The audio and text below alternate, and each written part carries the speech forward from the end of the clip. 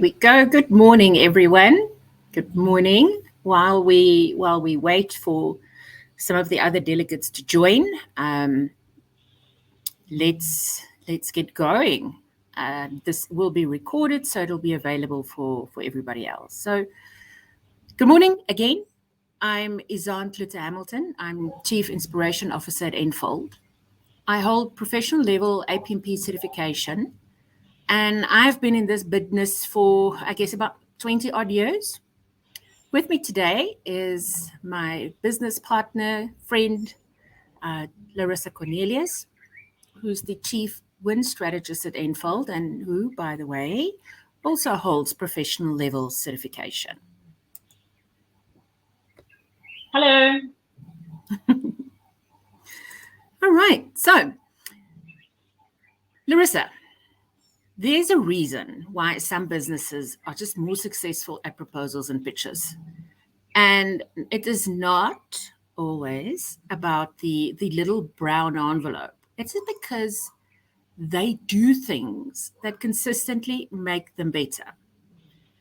And that's what we're here to share with you today. So I hope you're ready for some insightful, sometimes surprising information.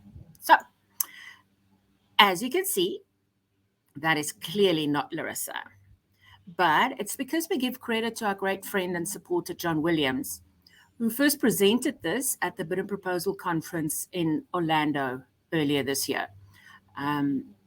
Alfredo, who's on this webinar, she had the great fortune of attending the BPC in Orlando this year.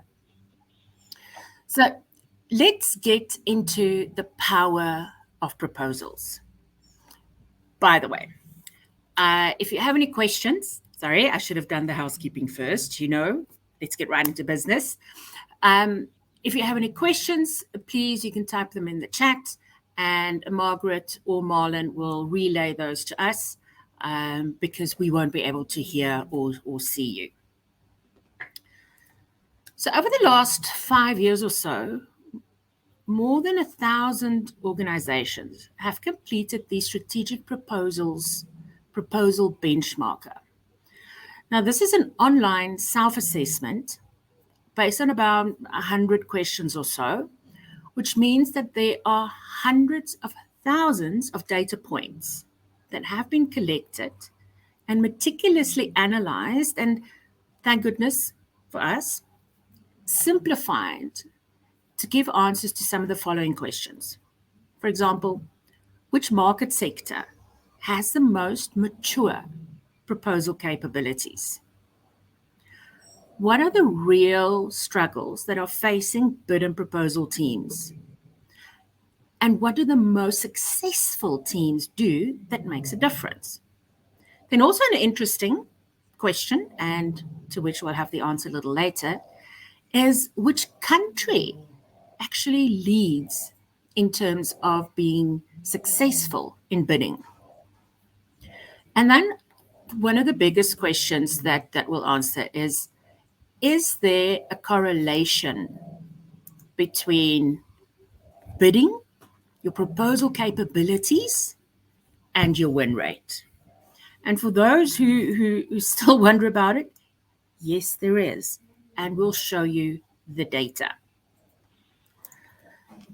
So the very first question that comes to mind, for me at least, when I hear about surveys and reports and data is, where does this data come from? Because it needs to be reliable. So Larissa, first question, where does the data come from?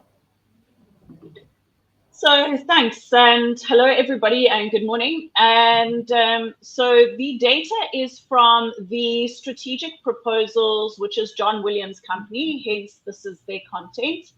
And this was developed and launched in 2017.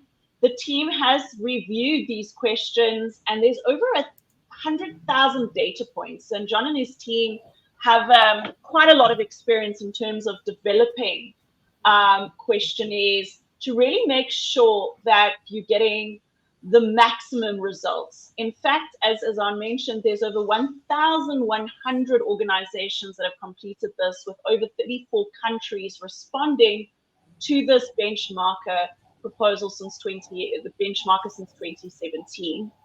And so as a result, the data that we're sharing, and there's a beautiful white paper that was done by Strategic Proposals called How the Best Win, which this presentation is based on. And I'll ask Margaret, after we send the recording, we'll send you the link to that should you want to go and read it. It's definitely worth the read. But as a result, what we're sharing here today is really probably the most in-depth real-time profiles of bidding organizations that exist in the world today. So this is a really good baseline to use as a benchmark for your organizations going forward. In fact, it's a baseline we use when we do benchmarking, or a portion of it, shall I say. So bottom line is this is reliable. This is not just some arbitrary little bit of data sucked out of somebody's thumb. No, absolutely. And about 70% of the data does come from the US and the UK. They do tend to have the majority. They tend to be very, very big in terms of the professionalization of proposals, where I think the rest of the countries are really starting to play catch up. If you look at the APMP itself, it started in the US. And then the UK is one of the biggest growing chapters. So from a market penetration perspective, they definitely count for a good portion. But the other 30% of data comes from anywhere from Portugal to South Africa to Peru to the Philippines. Thank you. Just in case you're thinking that I'm nudging Larissa to move on, somehow there's an auto forward between this slide and the next one. So no, I wasn't hurrying you to move on, because it is important to know where the data comes from, how many different countries have participated in this. But let's start with some of the good stuff. So these organizations that think that they perform consistently well, where are they? What is these top areas of excellence, or what do they really do well? Let's take 10 things. So we're gonna start from 10 downwards. So we're counting downwards to number 10. But I think what's important to mention around these 10 is this is where organizations are feeling they're doing it well. What that means to you as organizations watching this is that if there's any area in these top 10 that you aren't doing particularly well, then that is going to be your first point of call for you to start to address and to improve if you really want to get well. So these top 10 is not how the best win. How the best win, they've already got these sections down packed, which we'll look at just now. So the first one. This is the baseline. This is what everyone should be doing very well to be average. But if you want to be awesome, these other things you need to do. Am I right? Exactly. Okay. And I know we know from experience that we see that there are these areas that struggle, and these certainly should be the first point to master in your journey to getting to awesome. Yeah. Okay. So the first is kickoff meetings, and kickoff meetings in the APMP world of things is not the first time you have a meeting and a discussion. It is the meeting where the bid manager needs to direct, inform, and motivate teams on how you are going to go and approach this particular tender or this particular proposal effort. Yeah. The kickoff meeting, you should have already done some win strategy planning, which should happen in your sales cycle, preferably before the tender or proposal request is asked for.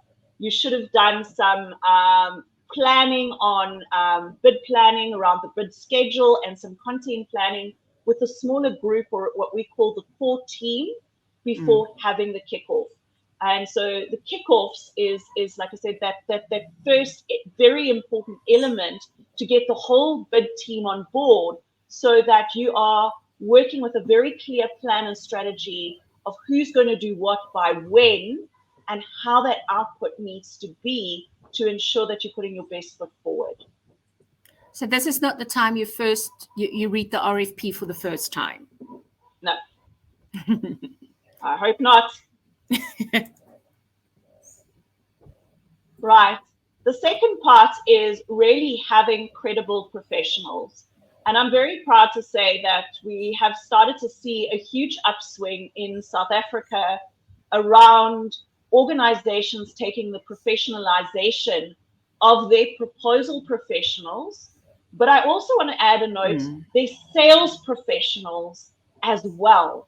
You need to upskill both, and both teams have to work very well together, because you cannot separate the bid and the proposal process from the overall business development process. So obviously professionalizing is really, really key in terms of making sure you've got the right people to do the right jobs. Okay. Great. And then we're looking at engaging pitches. So this is an interesting one for me. Is on, and I'm sure you felt the same, is, having seen a lot of these, I think this is an area maybe in South Africa we could take some notes from. But engaging pitches are really, really important. And the pitches really become important from a perspective of once you're shortlisted or in the pre-sales activity. Are you putting the right messaging and that consistent messaging forward? Are you putting the audience targets forward? We're not killing people by death by PowerPoint. That phrase exists for a real reason. So really putting that right message forward is absolutely key in terms of this. I couldn't agree more. Number 7. Okay, so the next one is really having tailorable templates. And what we mean by this is that long gone has the days of putting proposals that look like school projects. We are now in 2023. We are not in 1998 anymore. It is really having very good visual templates that look professional, that look consistent, around really creating a sense that sales colleagues are really putting the right processes in place. And because of the timelines that we have to deal with, proposals and tenders are short, having these tailorable templates are absolutely vital to expedite or to speed up the process.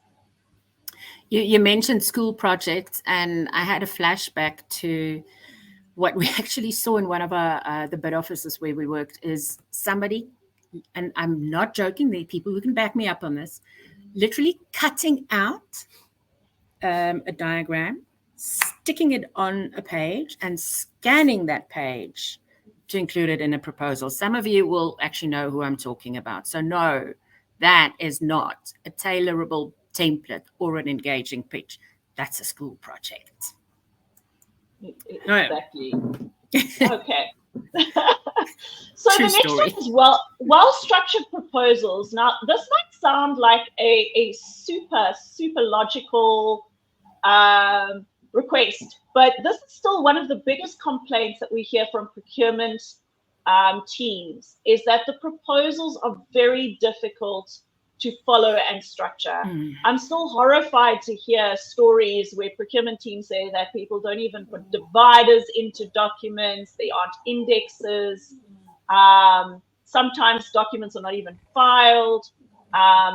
It is vitally important for bid officers. If you're putting proposals together, they need to have the right structure and flow, particularly a structure that follows the customer's requirements. And lastly, also that it makes it easy as possible for the evaluators to give you the maximum score, so that you actually get to the decision maker's table. So this is really a critical function for your bid team and whoever's writing your proposals, to ensure that you're following a very clear structure aligned to the customer's scope of work.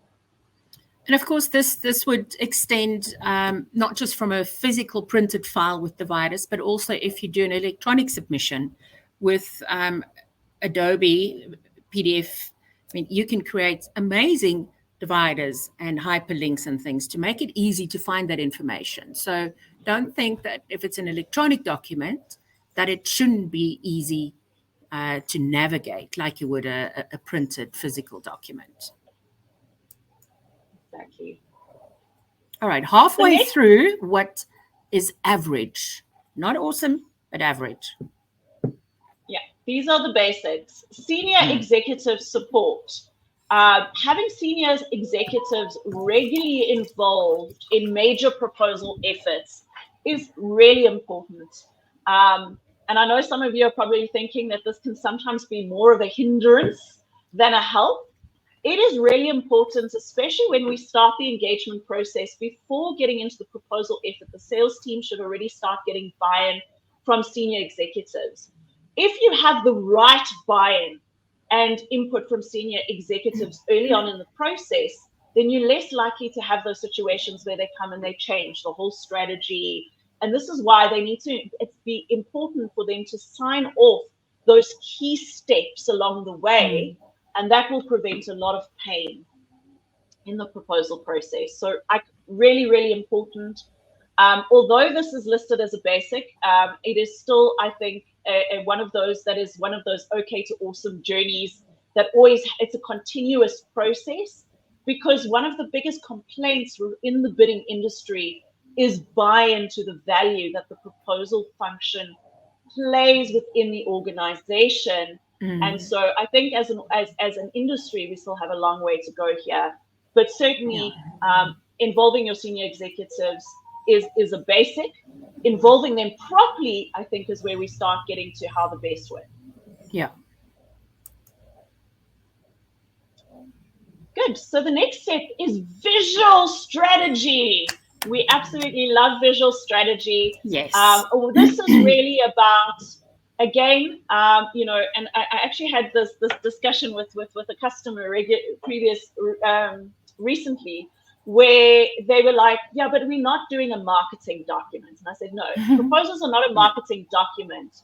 However, it is now we are competing with organizations that their proposal skills are getting better and better. And so the proposal documents are starting to look like high-end marketing documents. We don't have the same timeline, thus those important templates are vital. But having a consistent visual strategy and getting your tender document or your proposal document picked up first, so that you're the one that everyone else is compared to, is really what we are trying to achieve here. Is we're trying to set that visually, that right first impression. Also, don't forget things like infographics and graphics are very important to help to tell the story. Yeah. Evaluators' times are busy, decisions are made in a very quick, in a matter of actual seconds now. It takes 7 seconds for people to take attention. The statistics are it takes 3.8 minutes or something ridiculous for them to actually make a decision on the buyer. It is up to the evaluation committee to go and do the scoring to validate those decisions. So visually, you need to help them to get to those key points very quickly from the first page. It's like little Hansel and Gretel's breadcrumbs. You need to lead them by the nose. See what I did there, Tom Sant? Right. So the next one that we're looking at is virtual teams. And I mean, I think this is a reality that most of us have had to get accustomed to. I think one of maybe the positive outcomes of the COVID pandemic is that we've all had to work virtually. Some teams that are already remote and global are probably already fairly comfortable with this. But there is definitely a big movement for the need for blended environments within the bidding environments, within the sales environments. I mean, sales teams need to be out there versus in the office, but we still need to make sure that teams get together and are able to collaborate. So this just allows us to start working with anyone anywhere in the world. So that's one of the advantages, is really adopting virtual technology. Right. From a proposal and pitch alignment, and Hazan, I know you and I have both stories here. Chalk This and is something cheese. I can't really emphasize. This is so important. So we've seen where, we've gone and assisted with proposal efforts. We put a beautiful proposal effort. We get shortlisted. We get invited to go and do a pitch. And what happens is the sales team doesn't involve or even go and look at what was submitted in terms of the document. We have a saying and we've seen people lose at pitch, right? So first, we have a saying in the industry: consistency breeds trust. You want consistent messaging. So the same visual strategy you put in your proposal is the same that you should be using in your pitch. You should have some key consistent messages there. I also want to say that we saw pitches earlier. Prepare, prepare, prepare.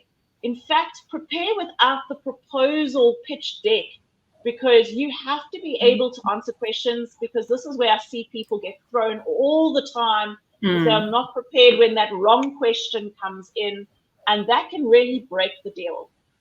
Yeah, because they try to not go off script when in fact they should know their content, their subject. And then the last one, or should I say the first one? The first and the most important one is teams feel that they're getting their governance aspects correct.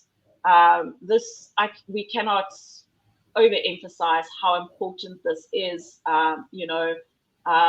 Really, really important in South Africa. I feel that governance has become sort of that really key word in organizations. I feel more recently than it should have been, for more than others. It is really important. It's your internal governance that needs to happen. It is making sure things like your final submission is on record, so that you've got that if you need to refer to it. It is making sure you're ticking all your internal boxes. You are sending your documents for legal reviews. You are going through pricing and business case reviews in your organization, because there is risk in every business. That winning business, there's risk. The question is, as organizations, is what risk can your organization, what risks are your organizations willing to live with? And again, always looking at every opportunity. Does the effort of putting in this proposal, this bid, this effort, which costs money, even though you may think it's sunken costs, worth the potential return on investment of winning that opportunity? And again, making sure that you're doing the right things in the right way, so that you don't expose your organization in a negative way. True story. So if you're doing all of these things well, like Larissa said, that's okay. But you know what? It's not really something to write home about, because this is your baseline. So lots of people, including your competitors, are doing them well as well. So if these are the things that you're doing well, what are the ones that you're not doing? And if you're not doing these well, again, go back to basics and start here. Start at being okay before you get to awesome. But this list is pretty much a baseline for bidding. All right. So what is giving you the biggest headache? Yeah. For my dogs, definitely not enough toys. Laura, from a bid perspective, what are giving proposal and pitch experts the biggest headaches? So interesting, and I'm sure many on the call today can relate, but 80% of the questions that get the lowest overall average scores fall into just these 4 categories. Let's quickly explore them. So these are the top 4 challenges that proposal pitch industry experts are saying. So the headaches, weak management of pre-written content. In other words, we are spending way too much time looking for previous answers and submissions. This is why proposal people get a bad name as copy and pasters. We are not copy and pasters if you're doing your job right. This is where things like content libraries are absolutely critical. I see too much time wasted looking for statutory documents, CVs, certifications, and standard write-ups that are reusable and good quality reusable content. And this results in major pain points for organizations, from the consistency of sales messaging going out to the market, as well as what goes into the proposals. And a lot of efficiencies are lost here. So again, content libraries and proposal automation tools are a great solve for this particular challenge. Over and above a Disprin for the headache. Or a glass of wine.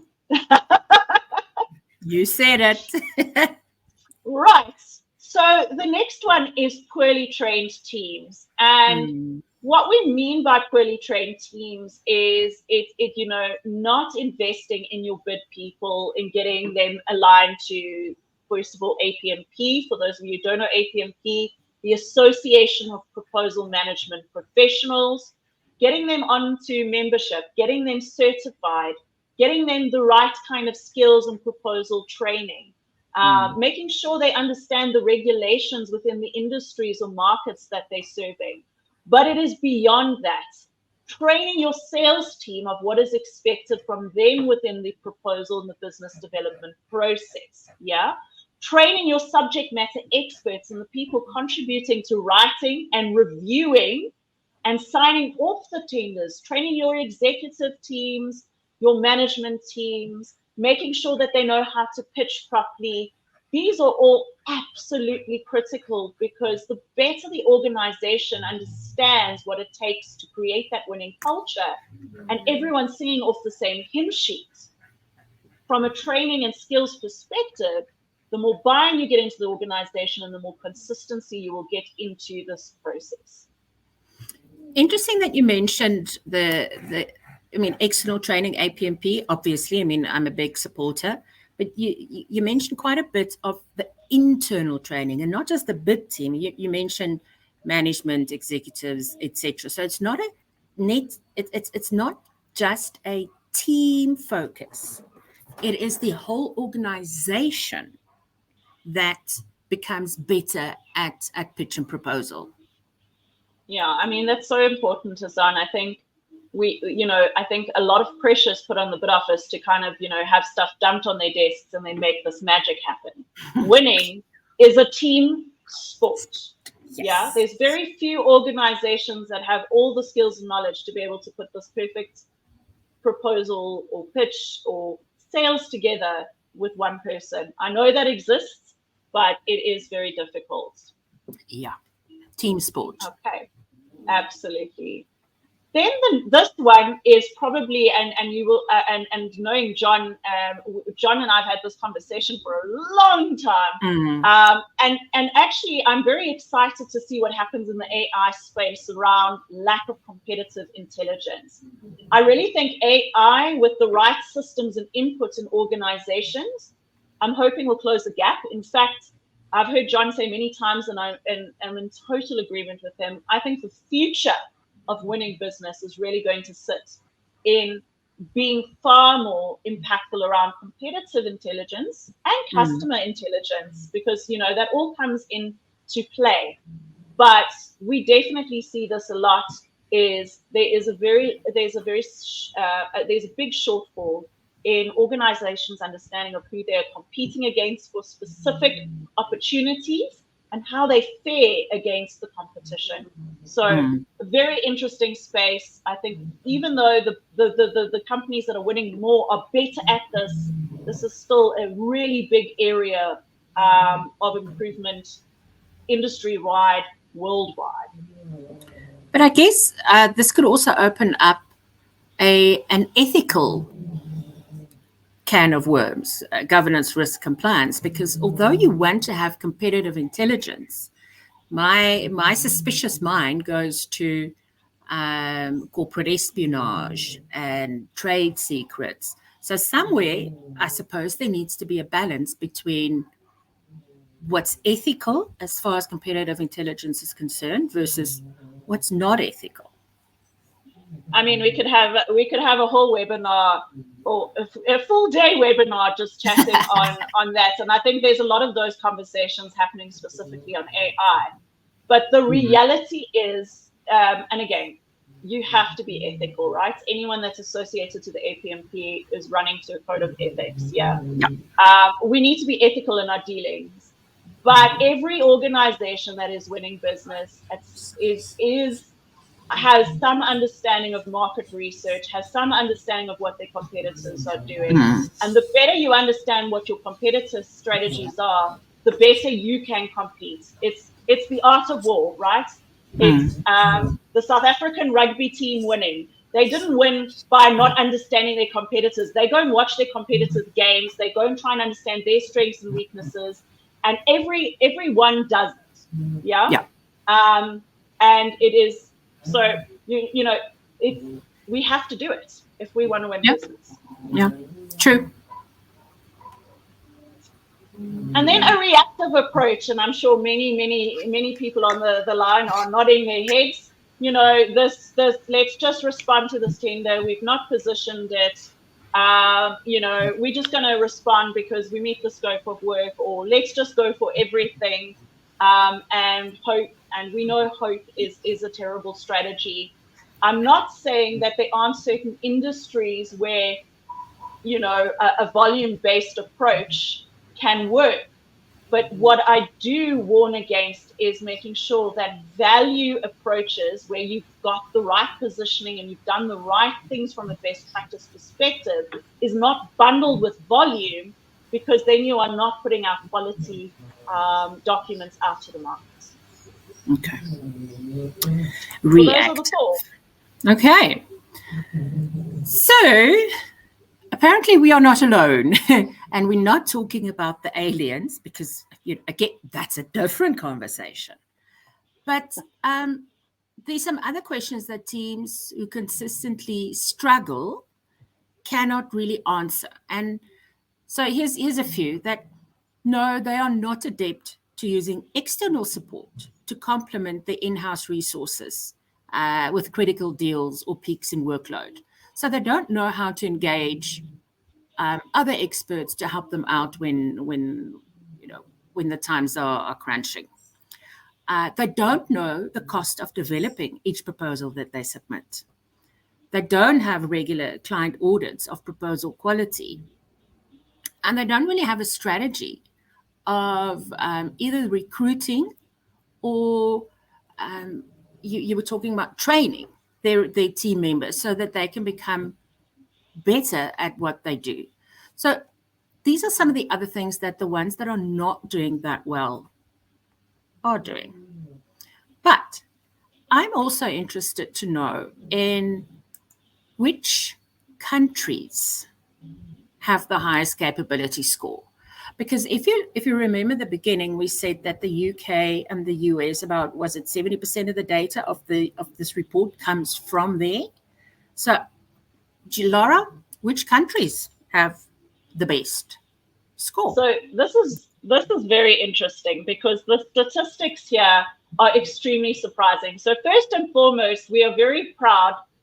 We actually made the top 6 from a South African perspective. It's the first year since this report has been done that South Africa has actually made the list. That is fantastic. That is really good. There are others way below the list. So again, John has only mentioned, or Strategic Proposals has only mentioned the top 6. But South Africa is starting to make its mark in terms of being more mature in terms of proposals.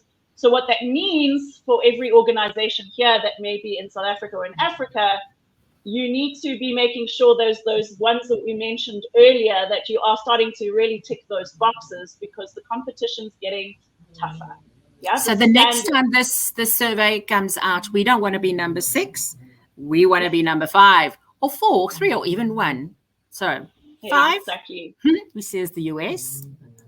So interestingly, the US started the APMP, and it's quite interesting to see that from adapting best practices, that they are only number 5 on the list. So they've actually fallen back and they were probably the first to really professionalize the industry. So very, very, very interesting statistics.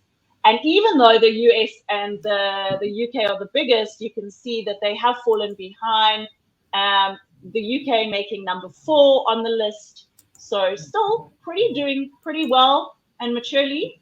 I'm very happy to see our friends at BidRight doing well on number 3 in Australia. And Australia started their APMP chapter just a little after the South African chapter. So again, I want to urge us as South Africans to try and give them a little run for their money.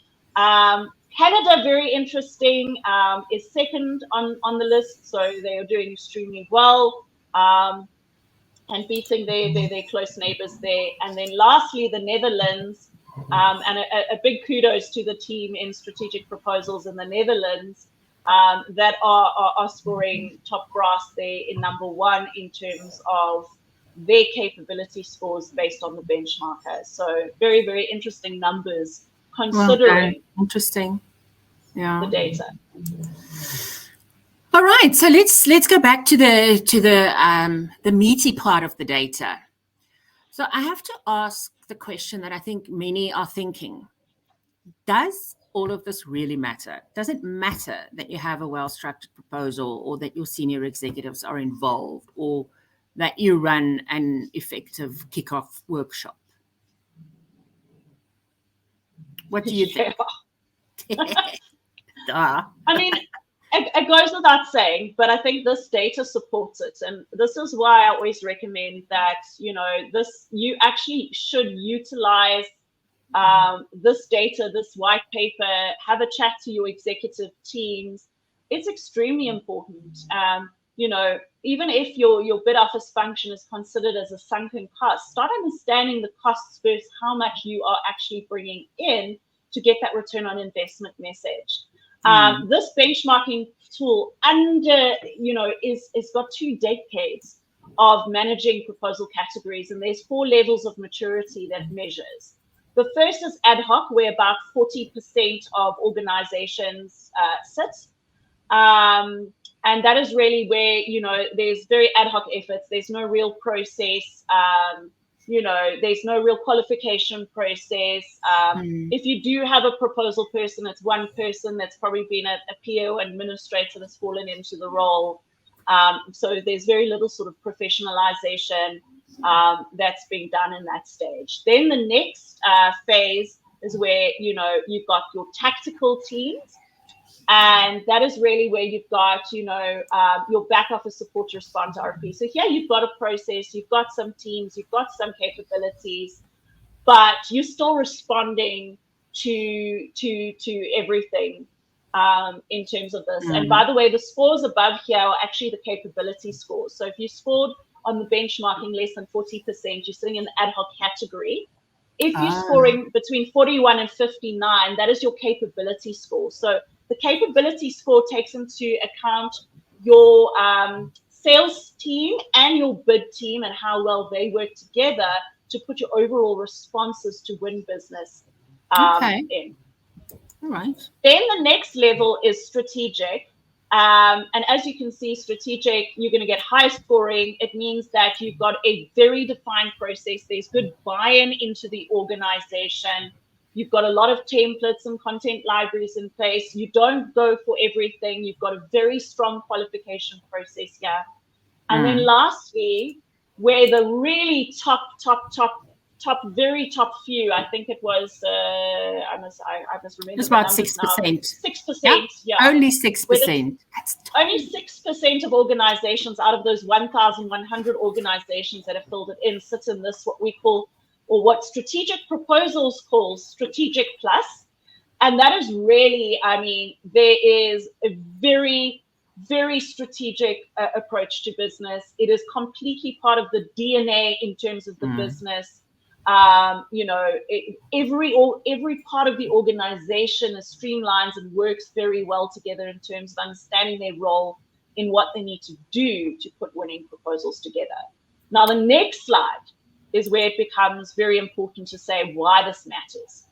So the scoring or the maturity scoring, ultimately shows the capability of your organization's ability to put persuasive proposals and tenders together.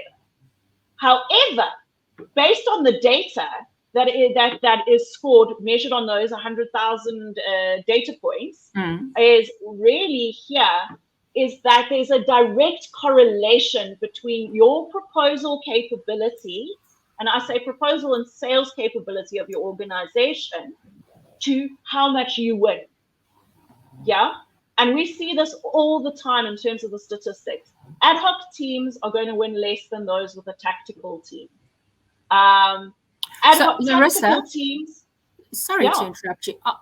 Is this graph saying that if you're in the ad hoc category of capability, those organizations in that category typically wins maybe 25, 30% of the bids that they respond to, versus the ones in Strategic Plus that wins, what's that, about 90% of the work they respond to? Am I understanding this correctly? Absolutely, 100% correctly. So you are generally winning 20, and I often see it a lot lower than that in South Africa. If you're on the ad hoc stage, you're generally winning less than 20%, actually. Some that have more of a structure and proposal teams might be winning above that. Or if they're in a really niche area or they are really price competitive, they might be a little bit higher than that. Your tactical teams are winning, as you can see, you start winning between 40 and 50%, but you're still not winning. You might, if you're lucky, win more than you're losing, but you generally in tactical and ad hoc losing more than you're winning, which is really not where you want to be. Strategic and Strategic Plus is where you want to be. It's where you're starting to win more than what you are losing. And again, like I said, strategic plus is that golden compass, right? That shooting star you want. And I mean, I know I don't want to be below this line. I'd rather be up there. But that's just me. So absolutely. Clearly, the better your proposal capabilities, the more business you will win. 100%. So bidding is the growth engine of the business. I mean, you and I both have the saying that bids create and retain jobs, because when you think of it down the line, that's what it should do. Absolutely. So these successful teams, these successful organizations, do what do they do? What do they really do that is so different? Because we've been through the 10, we know the headaches. So if I want to be in Strategic or Strategic Plus, if I want to have an organization there, what must I do to get there? So what Strategic Proposals did here, and what we're going to present to you now, is what the top 10%. So that's really that real top edge of Strategic and Strategic Plus. So this data is what the top 10% of those 1,100 organizations worldwide are doing to win more business. Yeah. And this is what we want to do. Okay. So absolutely. So really, let's look at the first one. The first one is that they qualify properly. They do not go and bid for everything. They have a very clear strategy. They do a real proper assessment. And qualification doesn't just happen at the beginning when you identify an opportunity. It happens throughout the entire proposal development process. So they've got a very mature bid, no bid decision. They know very clearly what opportunities they will go or no go for. Right. Next on the wheel is proactive. They are proactive in getting deals. This means a few things, right? Is first and foremost, they make sure they understand that the existing customers they have, they are proactive in their renewal proposals. They also are proactive in starting to position deals by starting to identify where are their key accounts that they want to approach. They have account plans in place and they develop opportunity plans for specific opportunities. They develop win strategies, preferably before an opportunity comes out. Remember, you can't perfectly engage with clients when a tender is out. But before the tender is out, there's nothing stopping you from getting to understand those key organizations and positioning yourself. So the more proactive you are in the market, obviously, the better you're going to be positioned, the more likely you're going to win. Okay. And next on the wheel, I love the spinning the wheel. I feel like we're winning prizes here. Feels like I'm in Vegas. I won. The next one is proposal strategy, right? So if you go, no go, and you understand what your business justification is to bid, and you're being proactive, you should have insights. It's impactful insights from the customer around your competition, around yourself and your capabilities and any partners you're bringing in. Proposal strategy is vital so that you really have a very clear way forward of how are you going to win this specific opportunity. The best, spend proper time in making sure there's an effective proposal strategy. Okay. I like strategy. Oh, yes, absolutely. If you go to war, you cannot go into battle without a battle plan. That is your strategy.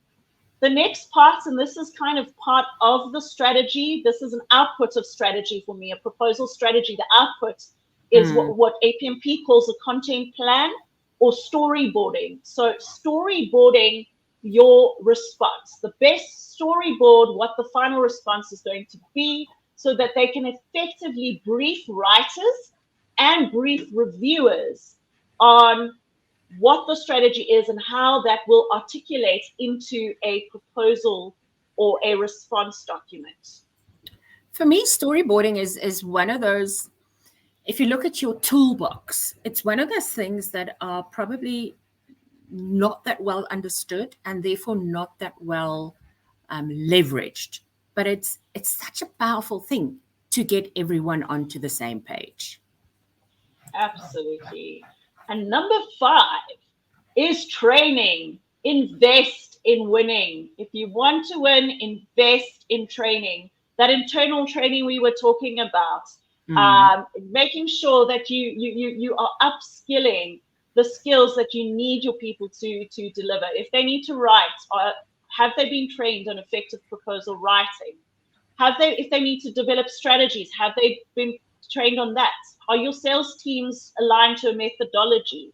Are your proposal people upskilled to do project management, to do bid management, to do formatting, to etc.? Do you have designers, editors? Or if you're expecting one person to do that role, do they have those right skills effectively? So the best are winning because they invest in winning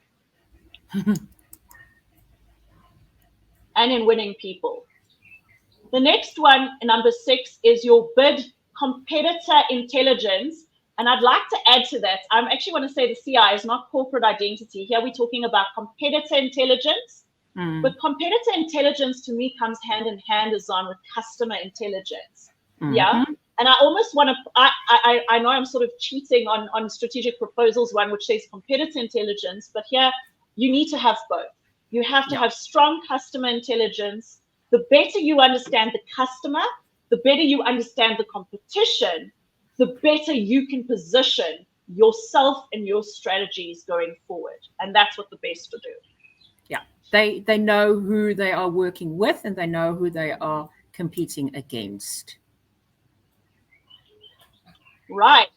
Number 7, this one, remember I mentioned this earlier, one of the biggest pains that bid officers have and big efficiencies are sitting and looking for content that should just be accessible is a content library.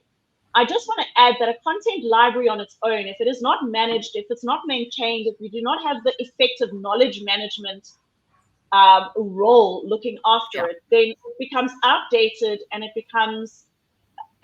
doesn't add the value it needs to have. So this is a continuous process to make sure that the right people have the right information at the right time. And again, bringing in tools like proposal automation helps to get to that first draft quicker, utilizing that reusable content effectively in a proper way.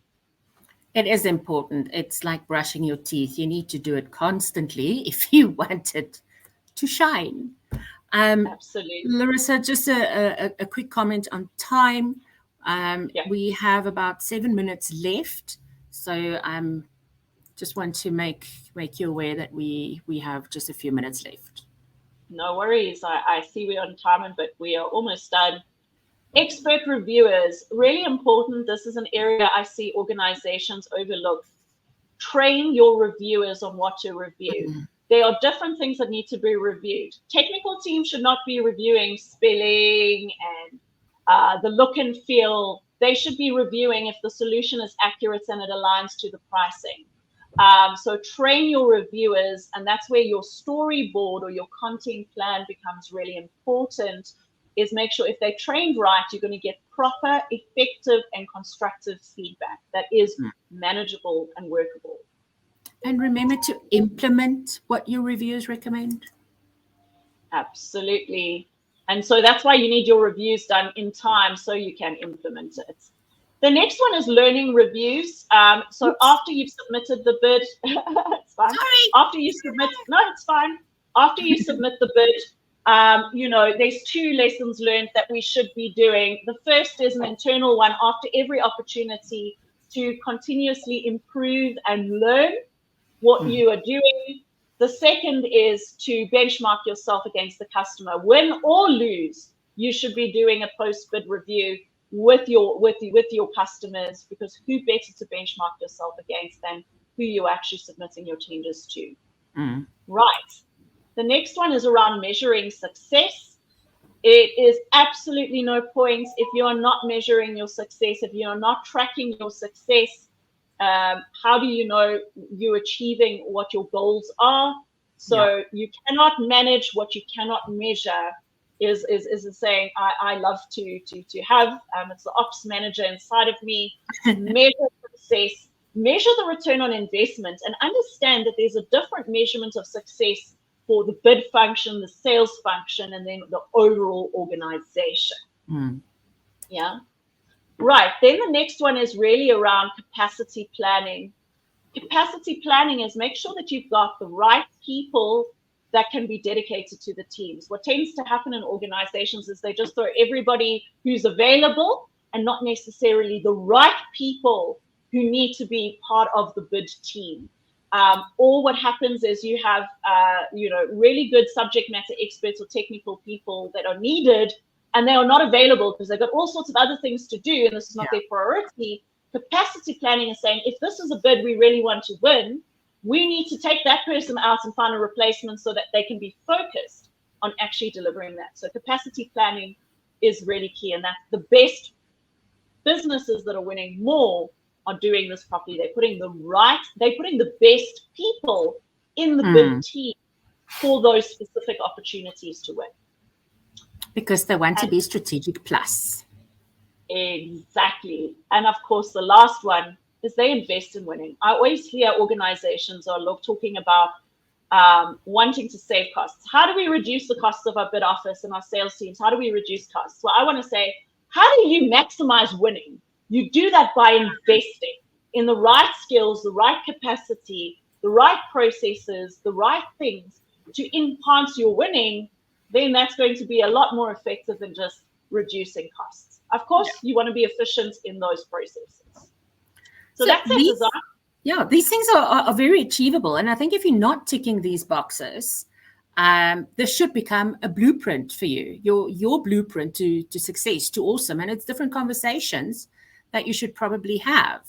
I want to fast forward to this question before we wrap up, because we are wrapping up. What about AI? You spoke about it briefly, but what happens when human intelligence meets artificial intelligence? So I love this one that John came up with, how meets AI. For me, the only thing that works, I'm a big fan, and you know, Azan, I'm a big fan, and I'm equally wary and scared of AI, as I'm sure most people are here. However, it is a reality, and there's a lot of value to AI. But AI is only going to add it only adds value, and it can only be properly effective if human intelligence works with it. It cannot work on its own, right? Even the tools we started to adopt a lot of sort of AI tools, but it's like that old age saying, garbage in, garbage out, right? You have to go in and you have to put some intelligence into the AI. You need to make sure that you look at it, you review it, you assess it, you gap analysis, you fact check it. You need to review it, you need to quality check it, you need to teach it. The better you do that, the more impactful this is going to be.